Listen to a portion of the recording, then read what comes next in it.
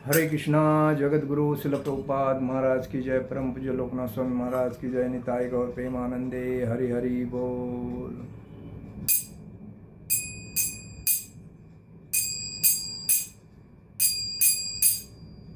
जय राधा माधव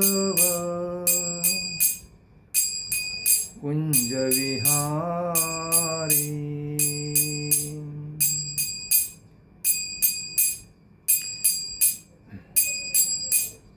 जय राधा माधव कुंज विहारी।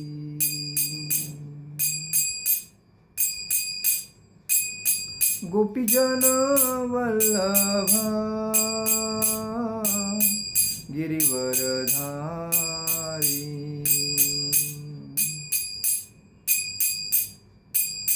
गोपीजन वल्लभ गिरिवरधारी। यशोदानंदन ब्रज जन रंजन। यशोदानंदन ब्रज जन रंजन। यमुना तीरा वनचारी। यमुना तीरा वनचारी। जय राधा माधव कुंज विहारी। जय राधा माधव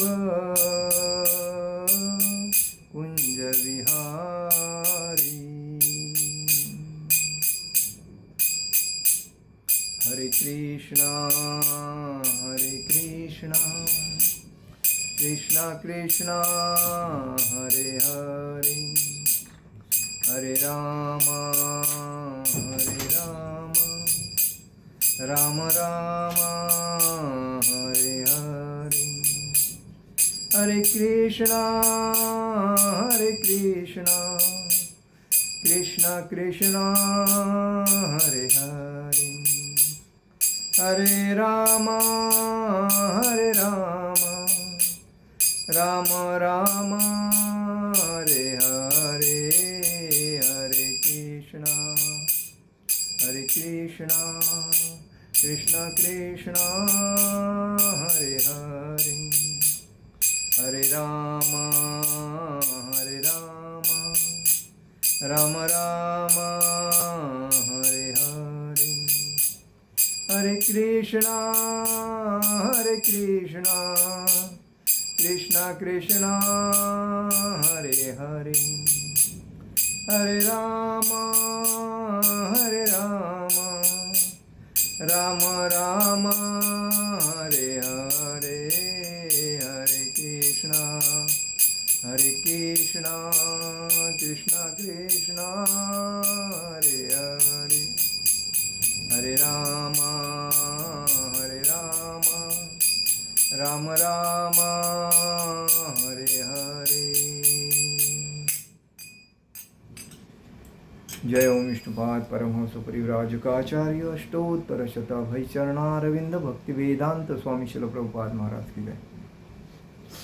जय ओम विष्णुपाद परमहंस परिव्राजकाचार्य अष्टोत्तर शतशिल इस्कॉन संस्थापक आचार्य कृष्ण कृपा मूर्ति अभय चरणारविंद भक्ति वेदांत स्वामी शिल प्रभुपाद महाराज की जय। जय ओम विष्णुपाद परमहंस परिव्राजकाचार्य अष्टोत्तर शतशिल भक्ति सिद्धांत सारस्वती ठाकुर शिल प्रभुपाद महाराज की जय। जय ओम विष्णुपाद परमहंस परिव्राजकाचार्य अष्टोत्तर शतशिल गौर किशोर जी बाबा जी महाराज की जय। नित्य लीला प्रविष्ट जय ओम विष्णुपाद परमहंस परिव्राजकाचार्य अष्टोत्तर शतशिल भक्ति विनोद ठाकुर शिल प्रभुपाद महाराज की जय। जय ओम विष्णुपाद परमहंस परिव्राजकाचार्य अष्टोत्तर शतशिल जगन्नाथ जी बाबा जी महाराज की जय। जय ओम विष्णुपाद परमहंस परिव्राजकाचार्य अष्टोत्तर शतशिल श्री रूप सनातन भट्ट रघुनाथ श्री जीव गोपाल भट्टदास रघुनाथ छठ गोस्वामी शिल प्रभुपाद महाराज की जय। अनंत कोटि वैष्णव वृंद की जय। नामाचार्य शिल हरिदास ठाकुर की जय। प्रेम से कहो श्री कृष्ण चैतन्य प्रभु नित्यानंद श्री अद्वैत गदाधर शिवासादि गौर भक्त वृंद की जय। श्री श्री राधा कृष्ण गोप गोपीनाथ श्याम कुंड राधा कुंड गिरि गोवर्धन की जय। मथुरा वृंदावन धाम की जय। मायापुर नवदीप धाम की जय। द्वारका धाम की जय। अयोध्या धाम की जय। पूर्ण पुरुषोत्तम जगन्नाथपुरी धाम की जय। बद्रीनाथ धाम की जय। रामेश्वरम धाम की जय। गंगा माई की जय। यमुना माई की जय। तुलसी महारानी की जय। भक्ति देवी की जय। हरिनाम संकीर्तन की जय। समवेद भक्त वृंद की जय। समवेद भक्त वृंद की जय। समवेद भक्त वृंद की जय। All glories to assembled devotee, all glories to assembled devotee, all glories to assembled devotee. Shri गुरु गौरांग की जय। निताई गौर प्रेमानंदे हरि हरि बोल। ओम नमो भगवते वासुदेवाय। ओम नमो भगवते वासुदेवाय। ओम नमो भगवते वासुदेवाय। नारायणं नमस्कृतं नरो चैव नरोत्तमं देवी सरस्वती व्यासं ततो दयोदीरये। नष्टप्रायेषु भद्रेषु नित्यं भागवत सेवता भगवती उक्तमश्लोके भक्ति भवति नैष्टिकी। कृष्णाय वासुदेवाय देवकी नंदनाय च नंदगोपकुमाराय गोविंदाय नमो नमः। आप सभी का आज के भगवत गीता के 5वें अध्याय के दूसरे श्लोक में आप सभी का मनपूर्वक हार्दिक स्वागत। हमारे आपसे रिक्वेस्ट है कि हमारे जो ये प्रवचन है आप अपने मित्र हितचिंतक फैमिली मेंबर उनको शेयर कीजिए। और हमारा जो चैनल है हिज ग्रेस ललित कृष्ण प्रभु बल्कि यूट्यूब पे उसको सब्सक्राइब करके लोगों को शेयर कीजिए। हमें यही हमारा सिद्धांत है। हमें कोई पैसे का ज़रूरत नहीं है, पैसा कमाने की इच्छा नहीं है। पैसे की ज़रूरत तो सबको लगती है, लेकिन कोई भी अपने मन से अगर देता है तो हम उसको एक्सेप्ट करते हैं, लेकिन हम किससे मांगते नहीं। दूसरी बात, लोगों को ज्ञानी बनाना यही हमारा सिद्धांत है। आज लोग अज्ञान की वजह से समाज में क्या क्या कर रहे हैं, और इसीलिए श्रील प्रभुपाद ने दुनिया को ज्ञान दिया। उसी से हम भी छोटा सा एक ऐसा भगवान श्री राम जी रामेश्वरम से श्रीलंका जाने के लिए जब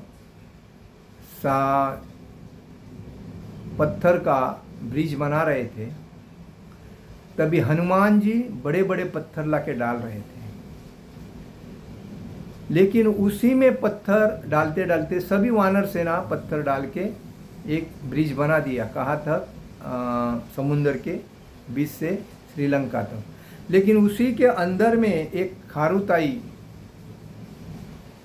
वो अपना काम करती थी कि अपने मुंह में जितनी मट्टी रहती थी, पत्थर रहते थे, वो लाके उस ब्रिज को मदद करती थी।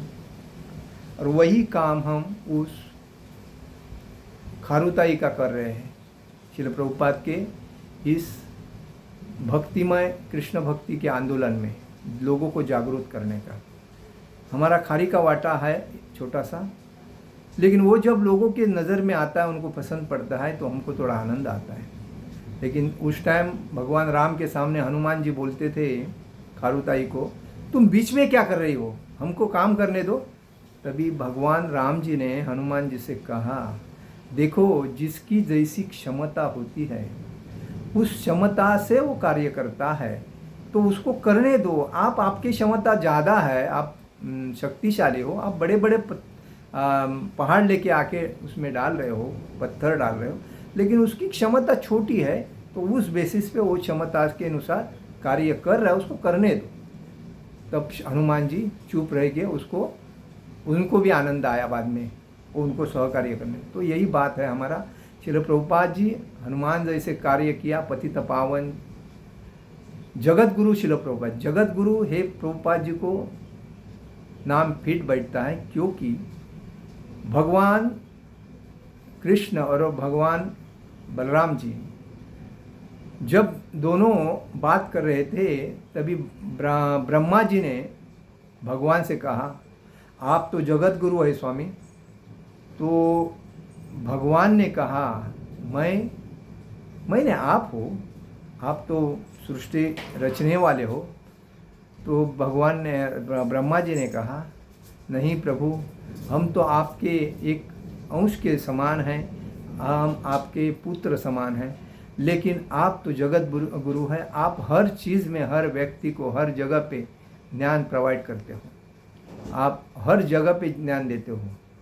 तो आप हर व्यक्ति के हृदय में अंश स्वरूप बैठे हो, और वही जब भक्ति में आ जाता है व्यक्ति, तो उस व्यक्ति को आप ज्ञान देते हो। और इस वजह से जगत गुरु तो भगवान है। लेकिन प्रभुपाद जगत गुरु कैसे है कि प्रभुपाद ने भगवान श्री कृष्ण के भक्ति का जो प्रचार किया है, पूरी दुनिया के कोने में किया है। हर जगह, हर दुनिया में, दुनिया को 14 बार प्रभुपाद ने राउंड मारा है, और दुनिया के हर देश में इस्कॉन संस्था का मंदिर है, 2-2 है, 4-4, 8-8, 10-10 है। और हर व्यक्ति कृष्ण भावना में जुड़ा है, और जो जुड़ा है उसका जीवन सफल है, और जो नहीं जुड़ा है उसका जीवन असफल है। क्योंकि भागवत धाम जाने का, स्वर्ग में जाने का और नरक में जाने के 3 रास्ते तो ही हैं। लेकिन जो कृष्ण भक्ति में तल्लीन होके, शुद्ध भक्त होके जो भक्ति करता है, वो भागवत धाम जाता है। जो माया के चक्कर में फंस के जो पुण्य कमाता है, वो स्वर्ग में जाता है। और जो माया कमाते कमाते भक्ति भी नहीं कर रहा है, पुण्य भी नहीं कर रहा है, तो नरक में जाता है।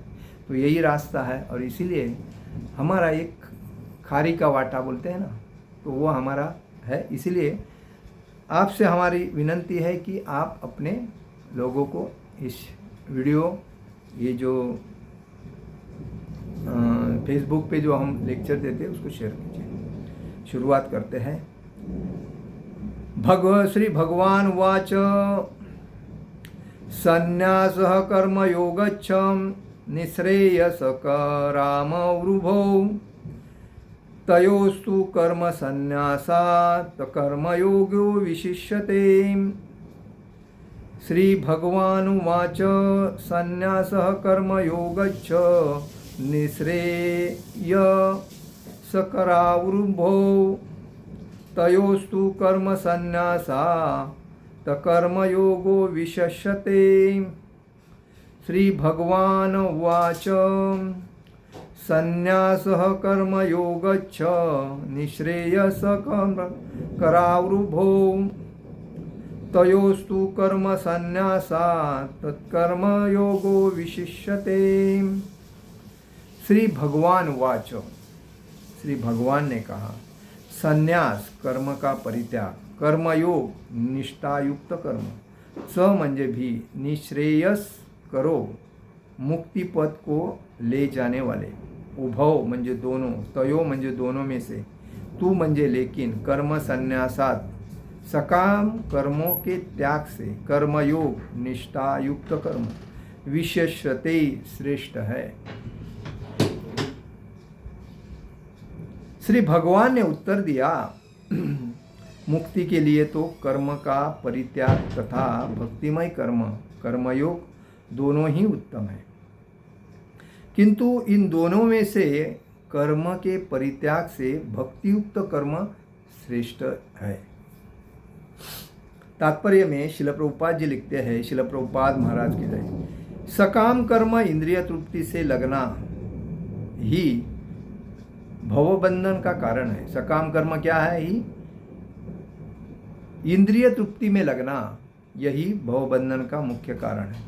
जब तक मनुष्य शारीरिक सुख का स्तर बढ़ाने के उद्देश्य से कर्म करता रहता है, तब तक वह विभिन्न प्रकार के शरीरों में देहांतर करते हुए भवबंधन को बनाए रखता है।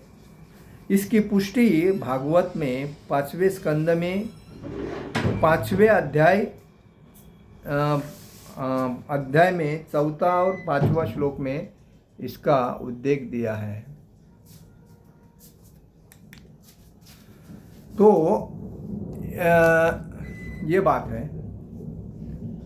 इसमें बताया है, नूनम प्रमद्ध कुरुते विकर्मं यदिन्द्रिय प्रियतय अपूर्णोति न साधु मनेयत आत्मनो यमसन्यपि क्लेश सद आसदेहम पराभवस्ताव दोबोध जातो यावन्न जिज्ञासत आत्मतत्वम यावत् क्रियास्ताववदीद मनो वै कर्मात्मकम एन शरीरबंधम एवं मना कर्म वशं प्रयुक्ते अविद्यमायात्मनुपधीयमाणे प्रीतिर्नयावन्मही वासुदेवनुमुच्यते योगेन तावत्।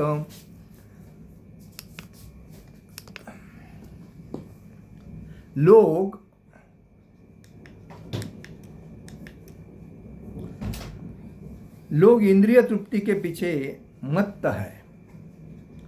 वे यह नहीं जानते कि उनका क्लेशों से युक्त यह शरीर उनके विगत सकाम कर्मों का फल है। यद्यपि यह शरीर नाशवान है, किंतु यह नाना प्रकार के कष्ट देता रहता है।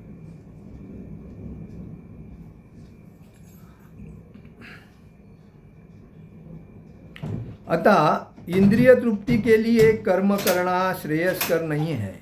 जब तक मनुष्य अपने असली स्वरूप के विषय में जिज्ञासा नहीं करता, उसका जीवन व्यर्थ रहता है। और जब तक वह अपने स्वरूप को नहीं जान लेता, तब तक उसे इंद्रिय तृप्ति के लिए सकाम कर्म करना पड़ता है। और जब तक वह इंद्रिय तृप्ति की इस चेतना में फंसा रहता है, तब तक उसको देहांतर होता रहता है। भले ही उसका मन सकाम कर्मों में व्यस्त रहे और अज्ञान द्वारा प्रभावित हो, किंतु उसे वासुदेव की भक्ति के प्रति प्रेम उत्पन्न करना चाहिए। केवल तभी वह बंधन से छूटने का अवसर प्राप्त कर सकता है। अतः यह ज्ञान ही कि वह आत्मा ही शरीर नहीं, अतः यह ज्ञान ही मुक्ति के लिए पर्याप्त नहीं। जीवात्मा के स्तर पर मनुष्य को कर्म करना होगा, अन्यथा भवबंधन से उबरने का कोई अन्य उपाय नहीं है। किंतु कृष्ण भावना भावित होकर कर्म करना सकाम कर्म नहीं है। पूर्ण ज्ञान से युक्त होकर किए गए कर्म वास्तविक ज्ञान को बढ़ाने वाले हैं। बिना कृष्ण भावनामृत के केवल कर्मों के परित्याग से बद्धजीव का हृदय शुद्ध नहीं होता। जब तक हृदय शुद्धि नहीं होता, तब तक सकाम कर्म करना पड़ेगा। परंतु कृष्ण भावना भावित कर्मकर्ता को स्वतः सकाम कर्म के फल से मुक्त बनाता है। कृष्ण भावना भावित कर्म कर्ता को स्वतः सकाम कर्म के फल से मुक्त बनाता है, जिसके कारण उसे भौतिक स्तर तक उतरना नहीं पड़ता। अतः कृष्ण भावना भावित कर्म संन्यास से सदा श्रेष्ठ होता है, क्योंकि संन्यास में नीचे गिरने की संभावना बनी रहती है। कृष्ण भावनामृत में रहित संन्यास अपूर्ण है, जैसा कि श्रील रूप गोस्वामी ने भक्ति रसामृत सिंधु के पहले स्कंद में दूसरे अध्याय के 258 श्लोक में पुष्टि की है कि प्रापंचिकतया बुद्ध्या हरि संबंधी वस्तुतना मुमुक्षुभि परित्यागो वैराग्य फल्गु कथते। जब मुक्तिकामी व्यक्ति श्री भगवान से संबंधित वस्तुओं को भौतिक समझकर उनका परित्याग कर देते हैं, तो उनका संन्यास अपूर्ण कहलाता है। संन्यास तभी पूर्ण माना जाता है जब यह ज्ञात हो कि संसार की प्रत्येक वस्तु भगवान की है और कोई किसी भी वस्तु का स्वामित्व ग्रहण नहीं कर सकता। वस्तुतः मनुष्य को यह समझने का प्रयत्न करना चाहिए कि उसका अपना कुछ भी नहीं है। तो फिर संन्यास का प्रश्न ही कहाँ उठता है। जो व्यक्ति यह समझता है कि सारी संपत्ति कृष्ण की है, वह नित्य सन्यासी ही है। प्रत्येक वस्तु कृष्ण की है, अतः उसको उपयोग कृष्ण के लिए किया जाना चाहिए। कृष्ण भावना भावित होकर इस प्रकार का पूर्ण कार्य करना मायावादी सन्यासी के कृत्रिम वैराग्य से कहीं उत्तम है। ओम अज्ञानतिमिरान्धस्य ज्ञानांजनशलाकया चक्षुरुमिलियेन तस्मै श्रीगुरुवे नमः। श्रीचैतन्यमनोभीष्टं स्थापितं येन भूतले स्वयं रूपकदा मह्यं ददाति स्वपदान्तिकं। वन्देऽहं श्रीगुरु श्रीपदकमलं श्रीगुरुवैष्णवाञ्च श्रीरूपं साग्रजातं सहगण रघुनाथामतं तं सजीवम् साद्वैतं सावधूतं परिजनसहितं कृष्णचैतन्यदेवं श्रीराधाकृष्णपादान् सहगण ललिता श्रीविशाखान्विताञ्च। हे कृष्ण करुणा सिंधु दीनबंधु जगत्पते गोपेश गोपिका कांत राधा कांत नमोस्तुते। तप्त कांचन गौरांगी राधे वृंदावनेश्वरी विशुभानुसुते देवी प्रणमामि हरिप्रिये। वाञ्छाकल्पतरुभ्यश्च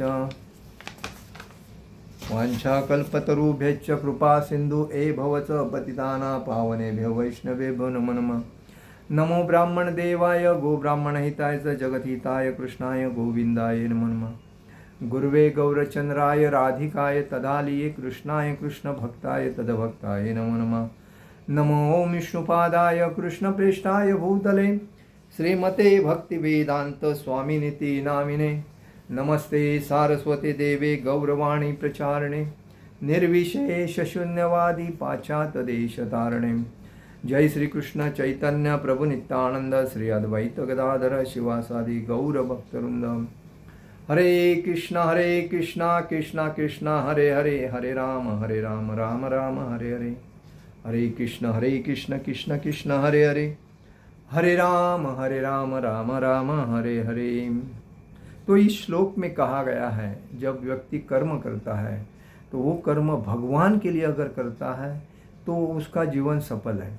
लेकिन जब भगवान के लिए नहीं करता है, खुद की इच्छा इंद्रिय तृप्ति के लिए करता है, तो उसका जीवन अतिशय दुखदायक है, पतित है और पुनर्जन्म लेने के लिए जीवन है। तो शुरुआत करते हैं से भगवान वाच। भगवान ने कहा संन्यासः कर्मयोगच्च निःश्रेय सकरावृभौ तयोस्तु कर्म संन्यासा तत्कर्मयोगो विशेष्यते। भगवान कहते हैं मुक्ति के लिए तो कर्म का परित्याग तथा भक्तिमय कर्म दोनों ही उत्तम है, किंतु इन दोनों में से कर्म के परित्याग से भक्ति युक्त कर्म श्रेष्ठ है।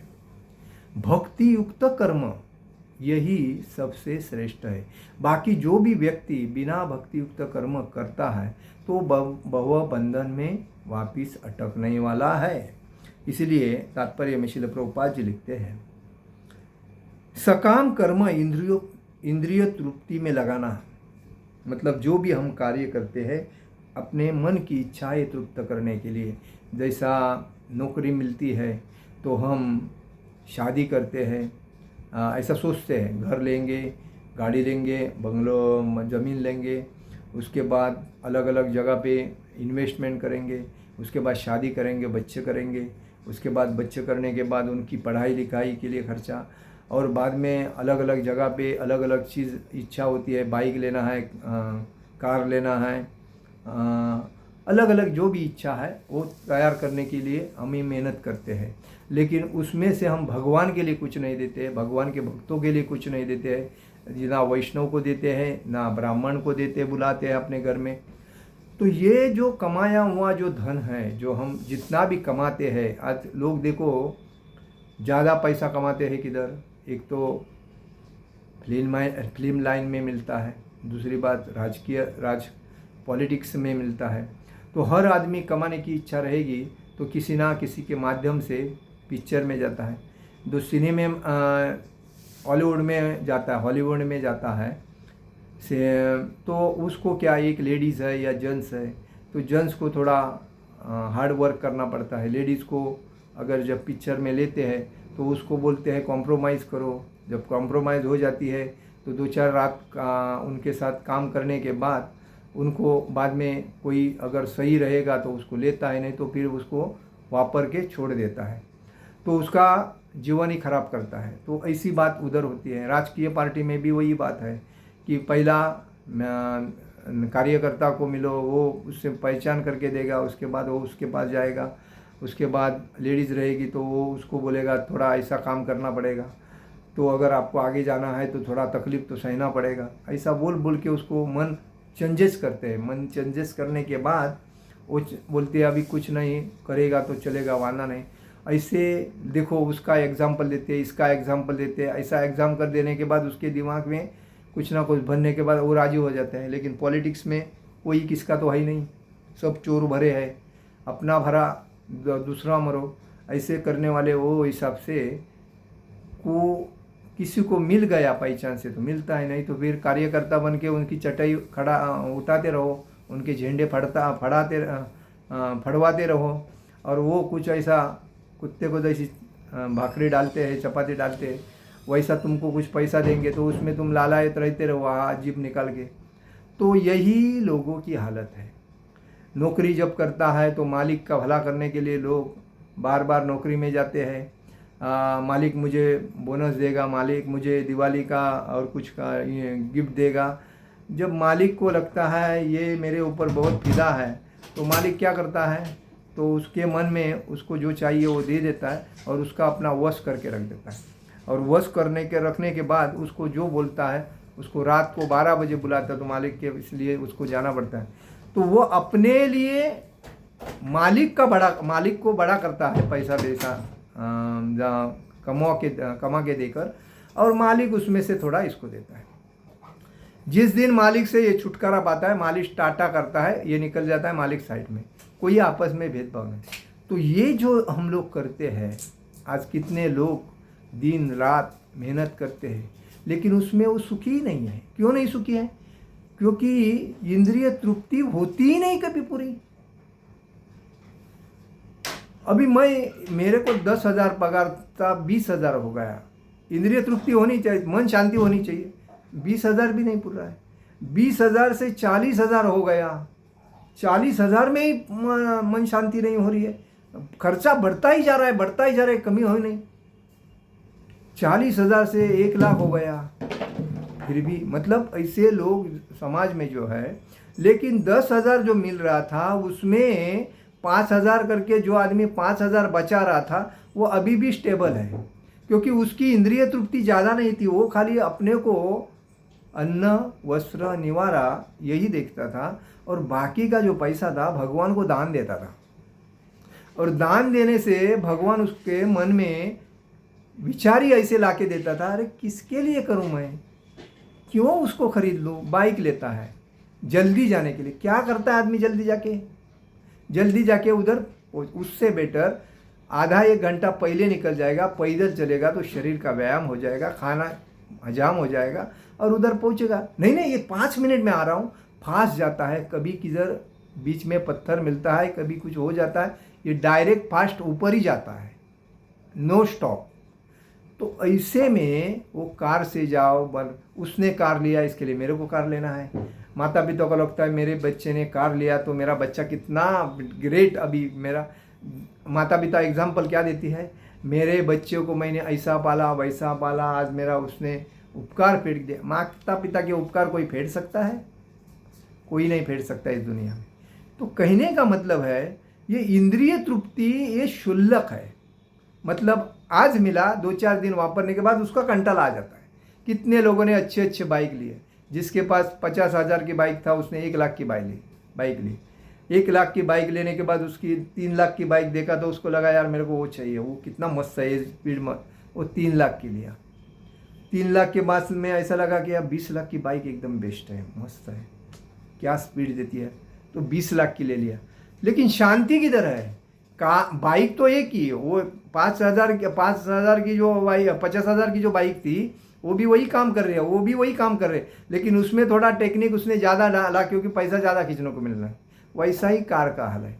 लेकिन लोग इतने मूर्ख है कि अच्छे लोगों, मतलब जो कार बना रहे वो जैसा बाइक बना रहे, जैसा गुटखा बना रहे, जैसा मावा बना रहे, जो बीड़ी सिगरेट बना रहे हैं, ये जो मटन वगैरह बेच रहे, उसके जो मालिक है वो तो अरबों खरबों में एंजॉय कर रहे हैं। किसके वजह से? ये मूर्ख लोग अपनी इंद्रिय तृप्ति के लिए उनके पीछे भागते हैं। अगर वो नहीं खरीदेंगे अपने शरीर का अच्छी तरह निगाह रखेंगे, एक्सरसाइज अच्छी, योगा योग अच्छा करेंगे, तो उनको इसकी ज़रूरत नहीं। पहले ज़माने में कहाँ बाइक थी, कहाँ कार थी, कहाँ इतनी सुविधाएं थी। लोग जीवन आनंद से जीते थे।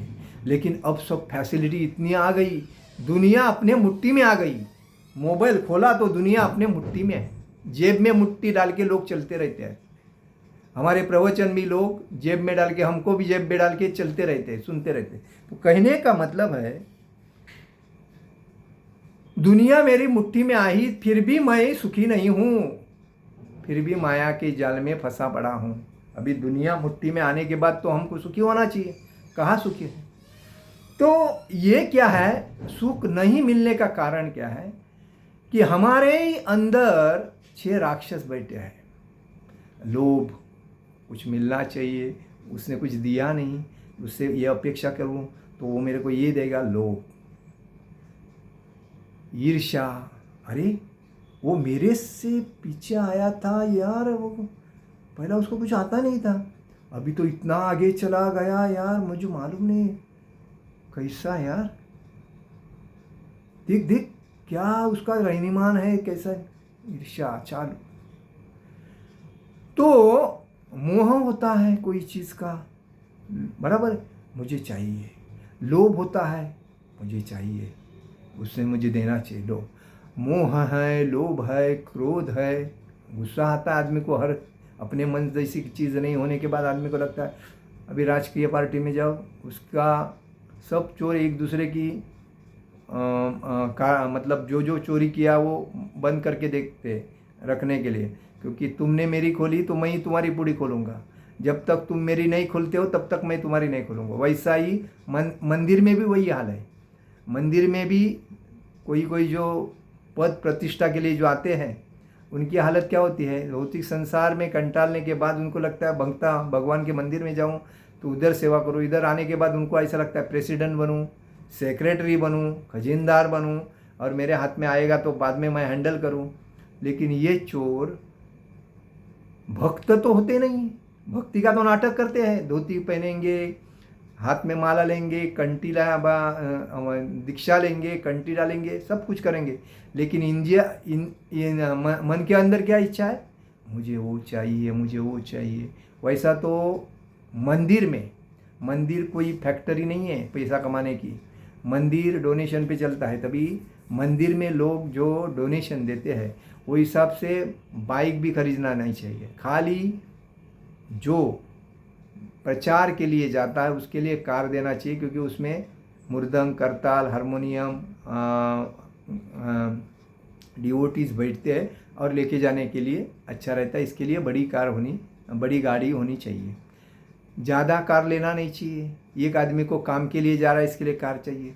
एक की कार ज़्यादा होती है तो बहुत होगा उसको। उसमें भी जो कार्य मंदिर का है उसके लिए वो चलनी चाहिए। सोसाइटी का भी यही है, जो सोसाइटी हाउसिंग सोसाइटी में रहते हैं उनका भी यही हाल है। सोसाइटी के लिए एक कार होनी चाहिए, जो सोसाइटी के काम के लिए जाएगा उसके लिए कार। बाकी अपने बाप की कार नहीं है कि मेरे काम के लिए जाओ, मैं अध्यक्ष हूँ मेरे। अभी क्या है, मंदिर में जो रहते हैं लोग प्रेसिडेंट, वो तो मंदिर के डिवोटी को ही अपने घर में भी लगाते हैं, वैसे सोसाइटी वाले भी अपने घर में लगाते, वैसे सरकारी अधिकारी, मंत्री वगैरह, पुलिस वाले को ही घर में भाजी बीजी लाने को भेजते। तो ये तुम्हारे घर के नौकर नहीं है। तुम्हारे घर के नौकर के लिए तुम पगार देके अलग पद्धति से रख सकते हो, खुद के जेब से। मंदिर के या सोसाइटी के या पॉलिटिकल पार्टी में ऐसा नहीं कर सकते। मतलब ये नियम होना जरूरी है। तो लोग क्या करते हैं, जब उसको मिला तो इंद्रिय भोग की लालसा आ जाती है। तो ये सब क्या करते हैं, ये जो इच्छा करने के बाद ये सब दुख जमा करते हैं। इसमें कोई सेवा नहीं होती है। सेवा का मतलब है निष्काम सेवा, कोई अपेक्षा नहीं, फ्री सेवा। मैं जो भी करूँगा मैं भगवान के लिए फ्री सेवा करूँगा। हाँ, सेवा में लगने वाला जो देता है वो ठीक है, उसमें सेवा जब मैं जब सेवा कर रहा था तो मेरे को एक बोलता था कुछ सेवा रहेगा ना तो मेरे को बताना। तो मैं कभी बोलता नहीं था, अपना थोड़ा पैदल जाने का वगैरह।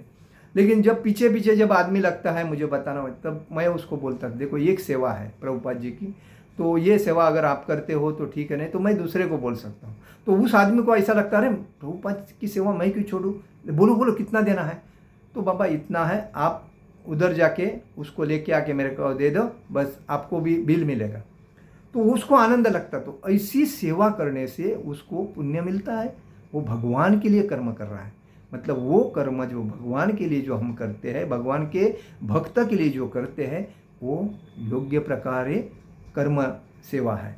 तो यही बताया है, जो हम भगवान के लिए जो कार्य करते हैं, डोनेशन देना, भगवान के मंदिर को सजावट करना, भगवान के भक्तों के लिए लगने वाली चीज़ सप्लाई करना, ये डोनेशन भगवान के मंदिर को देना, ये जो चीज़ है, ये भगवान का प्रचार करना, भगवान का रूप गुण लीला का अध्ययन करना, तो ये जो कार्य भगवान के लिए जो करते हैं भगवान, तो ये कर्म अगर करते हैं उसमें तो भी योग्य है। लेकिन खुद के लिए जब हम कर्म करते हैं, उसका भगवान के भक्ति में कोई उपयोग नहीं है, तो वो अकर्म है।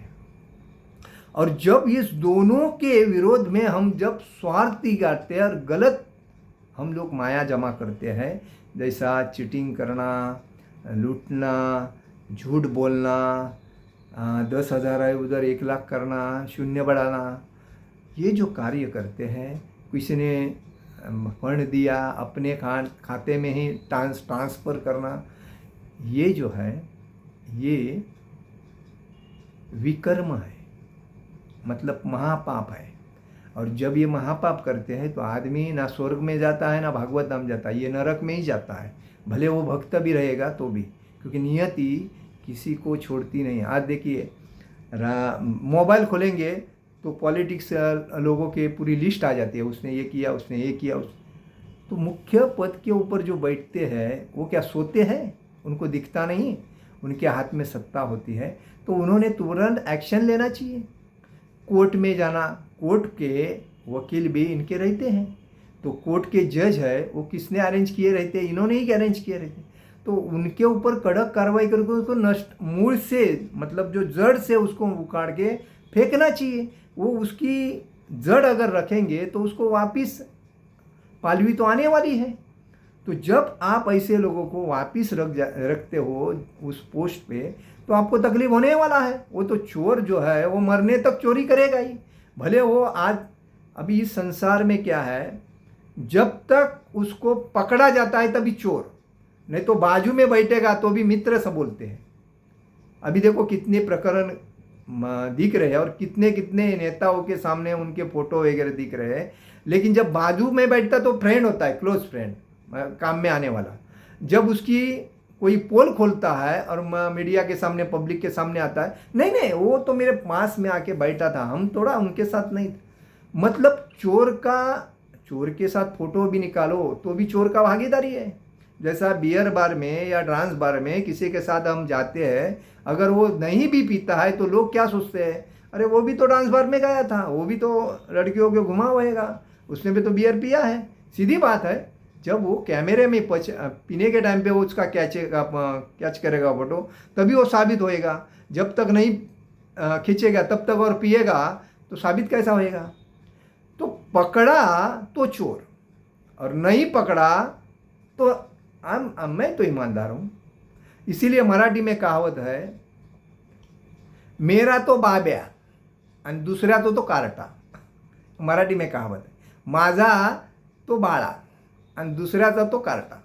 तो ये जो मन है, तो इसके वजह से क्या होता है कि सबके धागे बांधे पर्दे के पीछे एक दूसरे के साथ जुड़े रहते हैं। जैसे टेम्पल की मैनेजमेंट रहती है, ब्रह्मचारी के ऊपर एक्शन लेने के टाइम पे पर्दे के पीछे इनका प्लान रहता है, और पर्दे के आगे आने के बाद उनको एक को बताते हैं, उसके वजह से हुआ, उसने गलती किया, हमारी कोई गलती नहीं।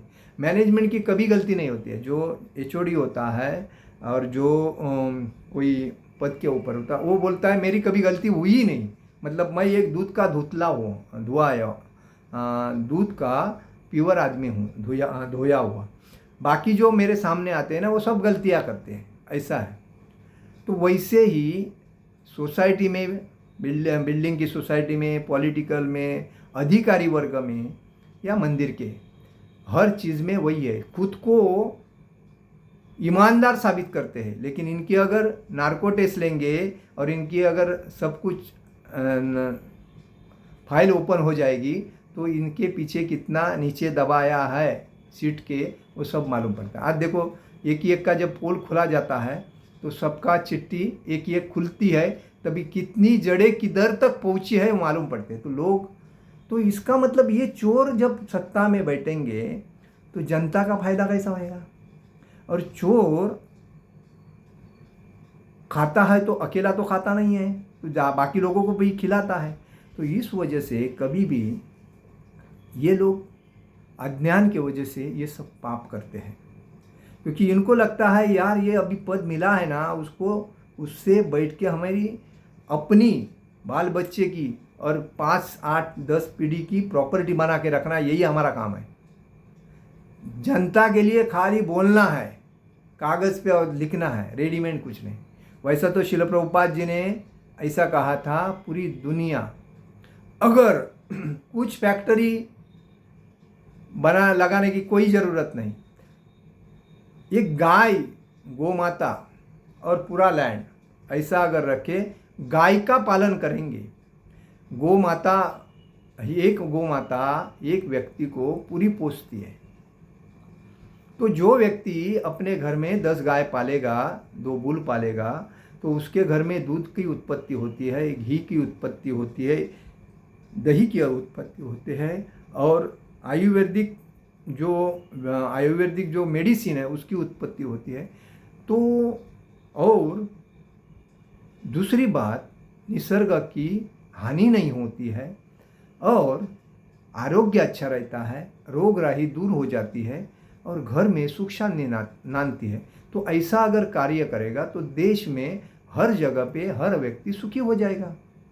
लेकिन लोग क्या करते हैं, गाय को नहीं पालना चाहते हैं, गाय का गोबर उठाना नहीं चाहते हैं, गाय को खिलाना नहीं चाहते, गाय को काट के खाना चाहते हैं, जो कि उनको आनंद आता है। अभी एक गाय 33 कोटि देवता है उसके अंदर, और उनको ही तुम काट के खाओगे तो तुम्हारे जीवन का क्या हाल होएगा? ऐसे बड़े बड़े मंत्री वगैरह है, उनके फैक्ट्री जो है उसमें गाय जो कटती है, उनके जीवन की हालत क्या है? उनके परिवार की ऐसी हालत है कि आगे आने जो मांस बेच के जो पैसा खाता है, उसमें पालने वाला, उसको बेचने वाला, उसको काटने वाला, उसमें खाने वाला, ये सब लाइन में आ जाते हैं ना, उसको सपोर्ट करने वाला भी उसके पाप में आ जाता है। तो इनके घर कैसे सुखी होंगे? इसीलिए शास्त्र में कहा है किसी भी प्राणी को हत्या नहीं करनी चाहिए। जब युधिष्ठिर महाराज जब पूरी दुनिया के राजा थे 5,500 साल पहले, तभी उन्होंने सबका ख्याल किया था। शास्त्र में, भागवतम में दिया है, उन्होंने पशु पक्षी प्राणी सभी का उसने ख्याल किया है। महिलाओं का आदर अतिशय होता था, क्योंकि द्रौपदी का वस्त्रहरण जब हुआ था तभी उनको अनुभव आया कि महिला की इज्जत जो है अपने घर की इज्जत होती है। आज की महिला बिंदास खोल के बोलती आ जाओ, मतलब अपना स्वार्थ साधने के लिए किसी के पास भी कुछ भी करती है। तो उनको इज्जत नाम की चीज़ नहीं मालूम है और इसी वजह से वो लोग ऐसा करते हैं। लेकिन परीक्षित महाराज ने कहा था कभी भी स्त्री के ऊपर अन्याय होना नहीं चाहिए। अगर अन्याय करता है उसको मूल से उखाड़ के फेंकना चाहिए, उसका अस्तित्व नहीं रखना चाहिए। लेकिन कभी भी अपने घर की रहे, बाहर के किसी पड़ोसी या कोई समाज में प्रथम आदर करना जरूरी है स्त्री का, क्योंकि वो उसी को परंपरा बढ़ाने वाली वो। इसलिए स्त्री का आदर होना चाहिए, गाय का आदर होना चाहिए और ब्राह्मण का आदर होना चाहिए। यह 3 चीज़ अगर समाज में आदर पूर्वक चलते हैं तो समाज सही रास्ते पे चलता है। लेकिन जब शूद्र ही ब्राह्मण के काम करेगा तो कैसा होएगा? ब्राह्मण पढ़ाने के लिए, समाज को ज्ञान देने के लिए रहता है, क्षत्रिय राजकीय मतलब संरक्षण देने के लिए रहता है, वैष्णव पूर्ण समाज को उपयुक्त खाने पीने की वस्तु सप्लाई करने वाला होता है, और शूद्र जो होता है वैश्य जो होता है सप्लाई करने वाला अन्न धान्य की होता है, और शूद्र होता है नौकर होता है जो समाज में वैश्य की सेवा करे, क्षत्रिय की सेवा करे, ब्राह्मण की सेवा करे। इसीलिए उससे भी नीचे शूद्र जो होती है तो उनको कोई ज्ञान ही नहीं रहता है, और ऐसे लोग जब कोई कार्य करते हैं तो अपने मन मानिक से समाज को ही खराब करते हैं। वही आज हाल। वैसे जिस चीज़ में, जिस पोस्ट में एक सुशिक्षित और आध्यात्मिक व्यक्ति बैठना चाहिए, उधर जब अज्ञानी मतलब उसमें संस्कार, संस्कृति, आध्यात्मिकता नहीं है, ऐसा व्यक्ति जब पद पे बैठेगा वो समाज का क्या भला करेगा? ये बात है। तो उसके लिए अध्ययन होना जरूरी है। और इसके लिए कोई जब बोलता है नेताओं ने परीक्षा देके उसको मंत्री दे होना चाहिए, ये सही बात है, क्योंकि उनकी एग्ज़ाम होना जरूरी है। उनके पास क्या नॉलेज है, उसको क्या समझता है, तो समझना चाहिए। एक कोर्ट का काम है कि उनसे ऐसा करके लेना चाहिए। तो कहने का मतलब इसमें बोला है सकाम कर्म इंद्रिय तृप्ति में लगना ये भवबंधन का कारण है। जब हम कोई कार्य करते हैं और इंद्रिय तृप्ति का मतलब हम पुनर्जन्म पुनर्जमरण इस चक्कर में फंसते हैं, वो भवबंधन का कारण है। तो जब तक मनुष्य शारीरिक सुख का स्तर बढ़ाने के उद्देश्य से कर्म करता रहता है तब तक वह विभिन्न प्रकार के शरीरों में देहांतर करते हुए भवबंधन में बनाए रहता है। किसके लिए? मनुष्य शारीरिक सुख का स्तर बढ़ाने के लिए। जैसा मैं अभी बताया, ये जब मैंने जो बोला वो सब शारीरिक सुख के लिए लोग करते हैं, लेकिन जब तक ये करते रहेंगे तब वो भवबंधन में बनाए रहेंगे, अलग अलग योनि में जाते रहेंगे।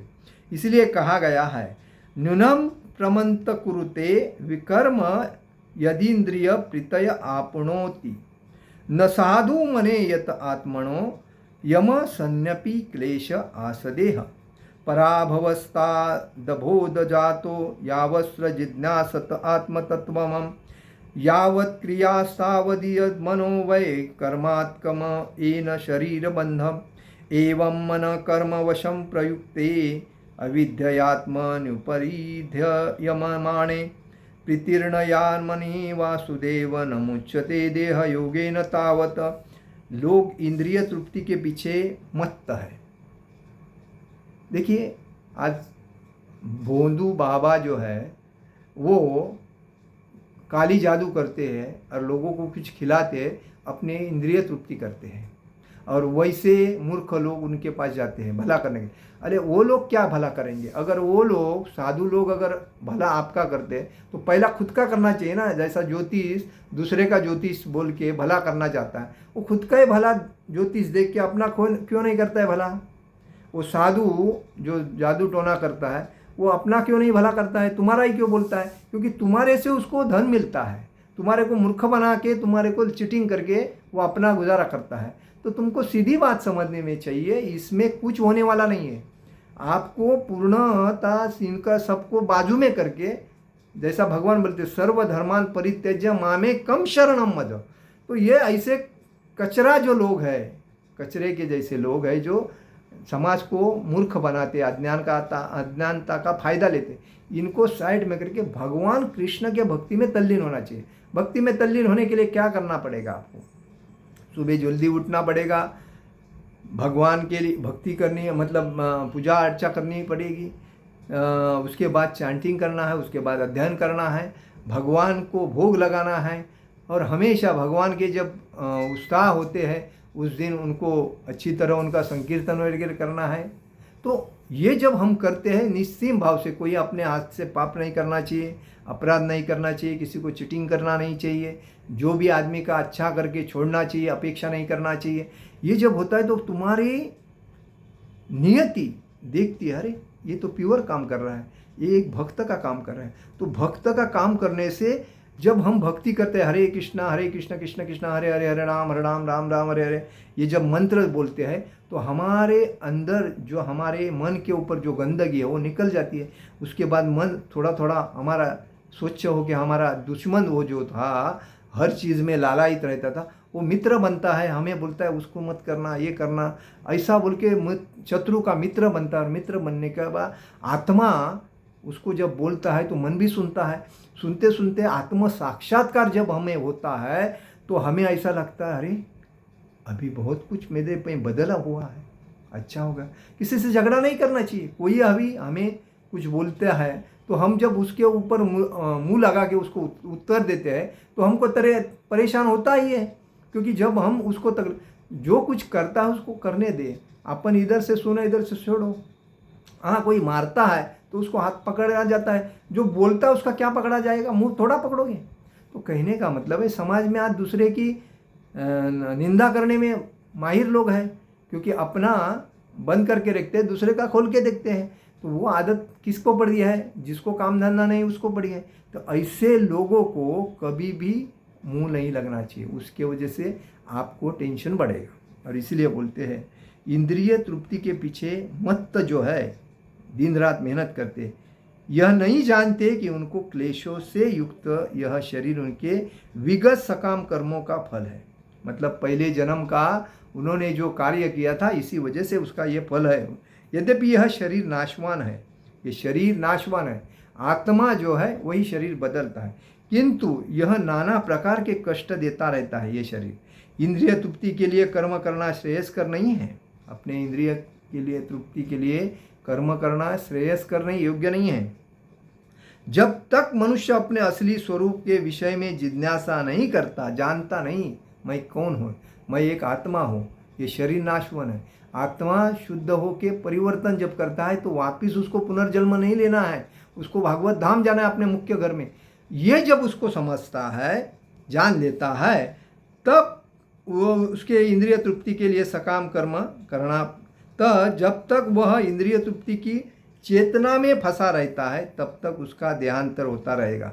जब वो स्वार्थ के वजह से इंद्रिय तृप्ति मतलब जो अपेक्षा पूर्ण करने के लिए दिन रात मेहनत करता रहेगा तो उसका मतलब वह अज्ञान द्वारा प्रभावित रहता, मतलब देहांतर होता रहेगा। ये जन्म ये योनि से दूसरे योनि से तीसरे योनि देहांतर होता रहे। भले ही उसका मन सकाम कर्मों में व्यस्त रहे लेकिन अज्ञान द्वारा प्रभावित हो, किंतु यह वासुदेव भक्ति के प्रति प्रेम उत्पन्न करना चाहिए। केवल तभी ही वह भव बंधन से छूटने का अवसर पाता है। जब वो काम कर रहा है लेकिन भगवान के नाम रूप गुण लीला में तल्लीन नहीं है, भगवान की भक्ति नहीं कर रहा है, तब उसको भवबंधन से मुक्ति नहीं मिलेगी। जब भगवान की भक्ति करेगा और भगवान के नाम रूप गुण लीला में तल्लीन होएगा तभी भवबंधन से मुक्त हो सकता है। यह ज्ञान ही मुक्ति के लिए पर्याप्त है। जो उसको अगर समझता है ये शरीर नाशवान है, मैं कौन हूँ, मैं एक आत्मा हूँ और मेरे को ये शरीर बदल के भागवत धाम जाना है, तो मेरा कार्य है भगवान की सेवा भक्ति प्रचार करना, जो भी मैं करूँगा भगवान के लिए करूँगा। तब ये जब समझता है और वो कार्य भगवान के लिए अगर करता है तो उसको भवबंधन से मुक्ति प्राप्त हो सकती है। जीवात्मा के स्तर में मनुष्य को कर्म करना होगा, अन्यथा बंधन से उबरने का कोई अन्य उपाय नहीं है। किंतु कृष्ण भावना भावित होकर कर्म करना सकाम कर्म नहीं है।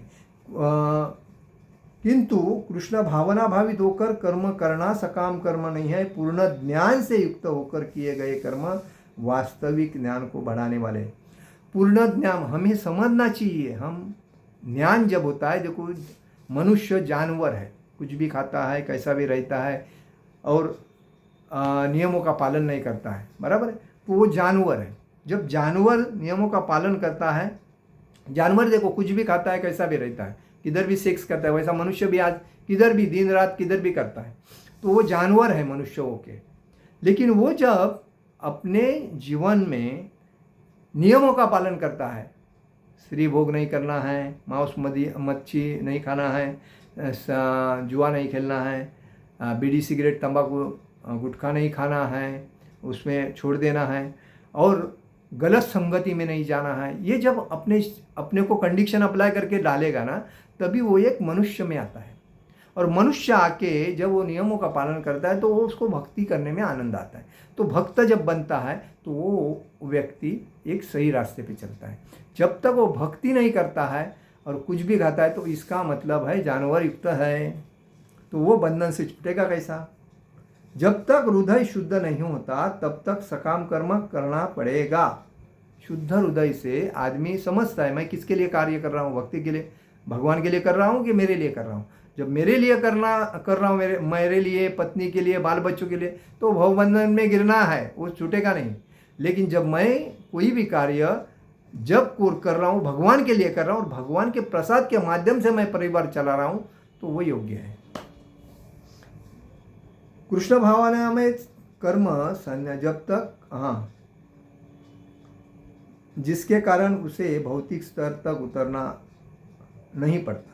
कृष्ण भावना भावित कर्म संन्यास से सदा श्रेष्ठ होता है, क्योंकि संन्यास में नीचे गिरने का संभावना बनी रहती है, लेकिन कृष्ण भावना भावित से रहित संन्यास अपूर्ण है। जैसा कि देखिए इसमें कहा गया है,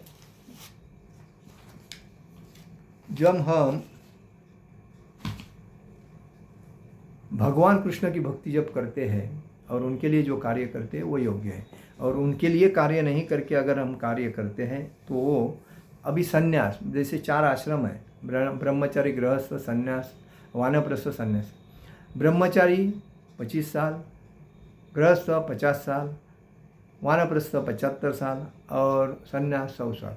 लेकिन जब कृष्ण भावना भावित आदमी जब होता है, ब्रह्मचारी से लेके सन्यासी तक, तो वो जब भगवान के लिए कार्य करता है तो उसको कोई गिरने की ज़रूरत नहीं। लेकिन जब संन्यास लेता है और वो भी कार्य भगवान के लिए नहीं करता है, और तो बाद में उसका पतन होता है। जब इतने बहुत लोग संन्यास ग्रहण करते हैं, लेकिन सन्यासी नियमों अतिशय, जीवन सबसे श्रेष्ठ जीवन सन्यासी का है, लेकिन जब संन्यास लेने के बाद जब आदमी कठोरता से पालन नहीं करता तो उसका पतन होता है। ऐसे बहुत उनको लगता है मैं सन्यासी हूँ, लेकिन वो उसको जब पतन होता है तो उसको चंडाल कहते हैं शास्त्रों में, क्योंकि वो नियमों का नहीं पालन करता। तो इसलिए संन्यास लेना जरूरी है, लेकिन कठोर नियमों का पालन करके जीवन बिताना भी तो नियम योग्य है, इसलिए बोलते हैं। इसे इसमें बताया गया है, प्रापंचिकतया बुद्ध्या हरि संबंधी वस्तुतनः मुमुक्षु भी परित्यागो वैराग्य फलगु कथते। जब मुक्तिकामी व्यक्ति श्री भगवान से संबंधित वस्तुओं को भौतिक समझकर उनका परित्याग कर देते हैं तो उसका संन्यास अपूर्ण कहलाता है। जब मुक्तिकामी व्यक्ति, मुक्त नहीं होता है जो व्यक्ति, भगवान से संबंधित वस्तुओं को भौतिक समझकर उनका परित्याग देते हैं तो उनका संन्यास अपूर्ण कहलाता है। संन्यास तभी पूर्ण माना जाता है जब यह ज्ञात हो कि संसार की प्रत्येक वस्तु भगवान की है। देखिए इसमें स्पष्ट बताया है कि जब मुक्तिकामी व्यक्ति भगवान से संबंधित वस्तुओं को भौतिक समझकर छोड़ता है, ये भगवान भौतिकवादी है, छोड़ दो, लेकिन ये नहीं समझता है कि ये सब भगवान की है, मेरा कुछ भी नहीं है।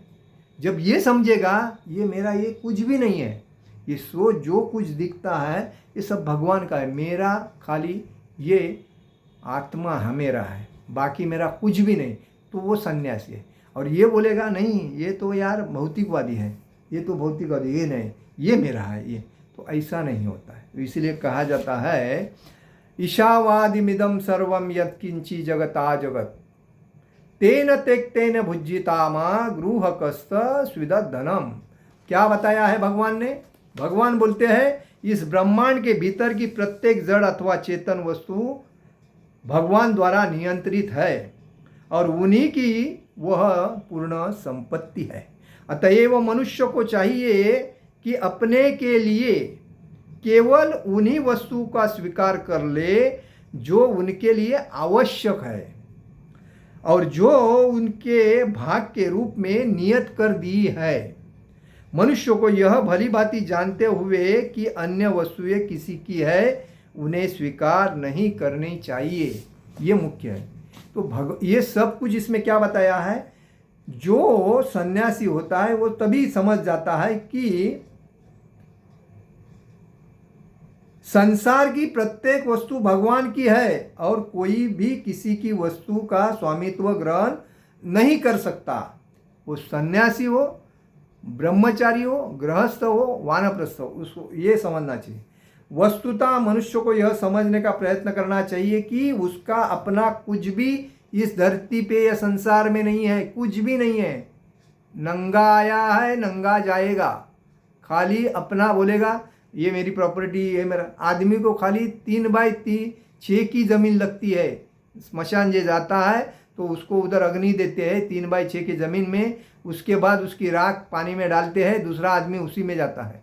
तो कहने का मतलब है आने का रास्ता एक है, जाने का रास्ता भी एक है, लेकिन ये जो मोह जो माया है, ये माया मेरी कार, मेरी पत्नी, मेरे बच्चे, मेरा घर, मेरी प्रॉपर्टी, मेरा पैसा, मेरा बैलेंस, ये सब माया है, ये कुछ काम की नहीं है। जब ये जिस व्यक्ति को समझता है और पूर्ण भगवान को समर्पित होता है, तभी वो आदमी जीवन में सक्सेस होता है और उसका जीवन का पुनः बहुबंधन टूट के वो पुनरच जन्म, पुनरच मरण, पुनरच जलने इस चक्कर में नहीं पड़ता। और जो व्यक्ति यह समझता है कि सारी संपत्ति कृष्ण की है, वह नित्य सन्यासी है। कौन नित्य सन्यासी है? वो समझता है कि इसमें मेरा भाव कुछ नहीं है, वो सब भगवान का है। हम भगवान के भक्ति का प्रचार करने के लिए है, बाकी हमारा कुछ नहीं। ये जब मान के चलता है वही नित्य सन्यासी है, योग्य सन्यासी है। प्रत्येक वस्तु कृष्ण की है, अतः उसका उपयोग कृष्ण के लिए किया जाना चाहिए। कृष्ण भावना भावित होकर इस प्रकार का पूर्ण कार्य करना मायावादी सन्यासी के कृत्रिम वैराग्य से कई उत्तम है। तो मायावादी सन्यासी अपने फायदे के लिए भी कार्य करते हैं और उस वजह से वो फंसते हैं। लेकिन मुख्य जो सन्यासी है, जो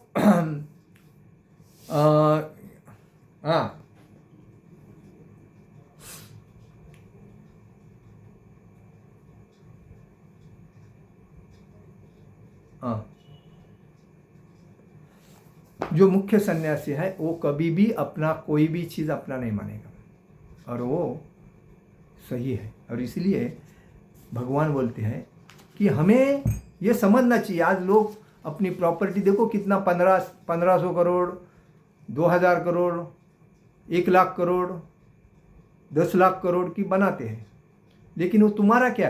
तुम तो नंगा आया था, नंगा ही जाने वाला। भले वो सादा व्यक्ति रहे या मिडल व्यक्ति रहे या उच्च व्यक्ति रहे या उद्योगपति रहे या अरबोपति करोड़पति रहे, वो खाली आया है, उसके पूर्व पुण्याय के वजह से उसको वो मिलता है। हर व्यक्ति पूर्व पुण्याय के वजह से ही उपभोग करता है हर चीज़ का। लेकिन उसको समझना चाहिए ये मेरा इधर कुछ भी नहीं है, मेरा तो खाली ये आत्मा ही मैं हूँ, ये शरीर भी मेरा नहीं है। पंचतत्व मिल जाएगा, मिलन हो जाएगा। लेकिन ये भगवान का है, तो हमें हर चीज़ में डर के चलना चाहिए। हम किसी की बोलते हैं ना ये मेरा है, तुम्हारा क्या है? ये आदमी को समझना है, अरे मैं खुद नहीं, मेरा शरीर मेरा नहीं है। तो उसके बाद तो हमें समझना चाहिए। इसलिए बोलते हैं ईशावादम इदम सर्वम यत्किंची जगता जगत तेन तेक्तेन भुज्यतामा गृहकस्त स्विद धनम। इस ब्रह्मांड की भीतर प्रत्येक जड़ अथवा चेतन वस्तु, जड़ मतलब ईंट पत्थर जो भी है, और चेतन मतलब जो सजीव है, वो भगवान के द्वारा नियंत्रित। इसीलिए बोलते हैं भगवान के आदेश के बिना एक पत्ता भी नहीं हिलता है। उन्हीं की संपत्ति भगवान की आता है। एवं मनुष्य को चाहिए कि अपने लिए केवल उन्हीं वस्तु का स्वीकार करे जो उनके लिए आवश्यक है, जो उसके भाग के रूप में नियत किए गए हैं। मनुष्य को यही भली भांति जानते हुए कि अन्य वस्तु किसी की है उन्हें स्वीकार नहीं करना चाहिए। दूसरी किसी की भी वस्तु है वो भगवान की है। इसलिए भगवान ने हमें सब कुछ दिया, हवा दी, पानी दी, लाइट दी, ज़मीन पे रहने के लिए सूर्य प्रकाश, ऑक्सीजन दिया, गैस दिया, समुंदर से सब कुछ दिया है। फिर भी हम भगवान के भक्ति करने में नहीं चाहते हैं, वापिस भवबंधन में अपने इंद्रिय तृप्ति को लगा के भवबंधन में घुसना चाहते हैं। तो ये हमारी मूर्खता, और इसीलिए हम इस बात जंजल से छूट के हमें भगवान के भक्ति में लगना चाहिए और इस पुनरस जन्म पुनरस मरण इस चक्कर से छूटकर हमें भगवत धाम जाना चाहिए। हरे कृष्णा कृष्ण कृष्ण हरे हरे, हरे राम राम राम हरे हरे। जगत गुरु शिल प्रभुपाद महाराज की जय, परम पूज्य लोकनाथ स्वामी महाराज की जय, निताय गौर प्रेमानंदे, हरि हरि बोल।